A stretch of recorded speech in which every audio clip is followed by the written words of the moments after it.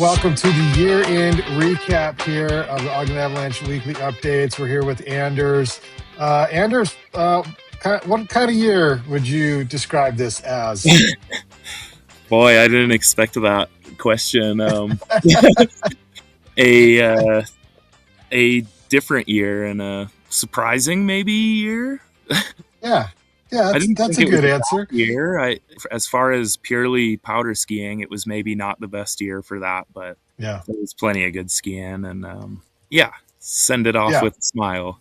It's been like when you're thinking about powder skiing, it's been a bummer, but here now, like sitting on my porch, it's nice out, the sun's out still after work, hanging out with the dog. It's hard to complain about those things. yep. Almost a little too hot right now, but what did the snowpack look like throughout the season? What type of recap do you want to provide as far as that's concerned? Yeah, so pretty dry from beginning to end as far as snow goes, but as far as snow water equivalent and precip, we kind of did okay. I mean, unfortunately, a lot of it fell as liquid water and rain, and that's a little bit of a bummer. But generally speaking, we had very early season snow sitting underneath a couple crusts from the Christmas New Year's time. Over that, some more kind of dense wet snow and so on and snow on with dry periods in between. And going forward, our snowpack, usually we don't really think about wet slab avalanche problems in Utah, but generally speaking, after 3 days without a solid freeze overnight, you're going to see change in the snowpack and you're going to see it starting to react. And obviously at this point, we're way past that 3 day period. Weather-wise, going forward, it is supposed to cool down over the next couple days, but I think we're still going to be over that freezing level. And even if it does freeze, it's just going to get warm again. So if you're out and about and you're noticing that the snow is really heavy and wet and there's water running through it and it's been 70 degrees for a week, that's definitely a giant avalanche hazard to consider. The UAC put out a special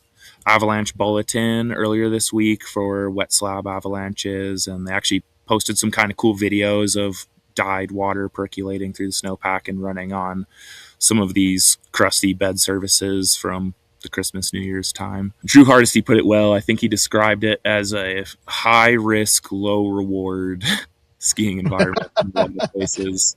Yeah, that's funny. No, that sounds like a good summation of what things look like right now. So, I mean, I think we're about wrapped for the season, outside of what you just mentioned and what to look out for. But any incoming storms at this point, wouldn't imagine are considered a big threat. I don't know. What are your thoughts on that?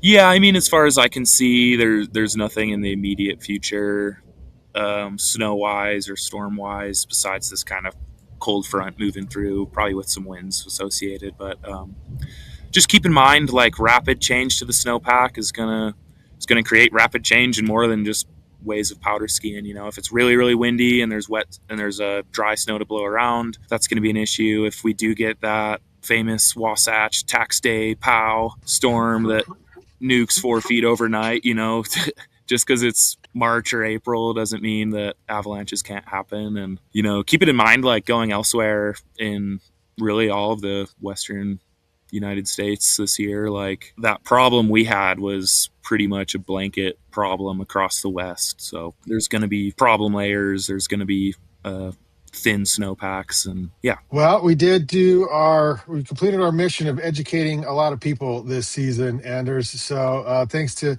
your help with the weekly update, we reached a ton of people with the weekly updates, and then mostly through Instagram, but also we had 6 Know Before You Go classes, which featured over 160 different participants. We did 5 different B Street Speaker Series chats, and had some great quality guests again this year.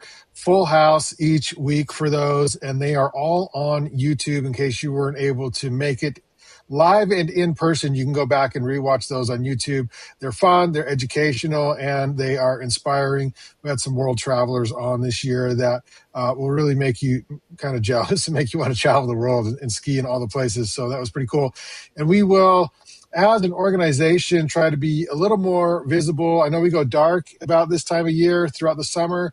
We are going to try and be a little more visible to everyone, just kind of let you know that we are around and that our fundraiser, our annual fundraiser, the Backcountry Bash, will be kicking off in the fall.